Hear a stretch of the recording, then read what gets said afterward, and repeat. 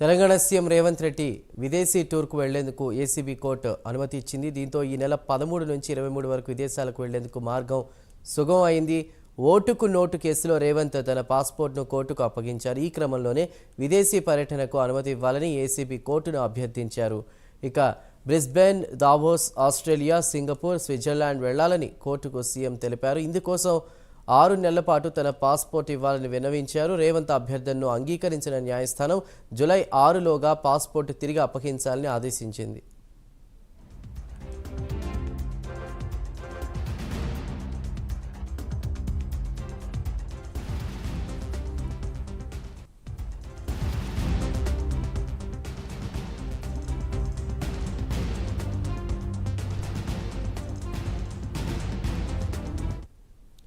Telangana CM Revanth Reddy విదేశీ టూర్కు వెళ్లేందుకు ACB court అనుమతి ఇచ్చింది. దీంతో ఈ నెల 13 నుంచి 23 వరకు విదేశాలకు వెళ్లేందుకు మార్గం సుగమం అయింది.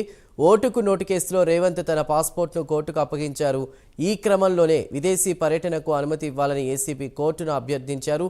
Brisbane, Davos, Australia, Singapore, Switzerland వెళ్లాలని కోర్టుకు సీఎం తెలిపారు. ఇందుకోసం 6 నెలల పాటు తన పాస్పోర్ట్ ఇవ్వాలని విన్నవించారు. రేవంత్ అభ్యర్థనను అంగీకరించిన న్యాయస్థానం జూలై 6లోగా పాస్పోర్ట్ తిరిగి అప్పగించాలని ఆదేశించింది.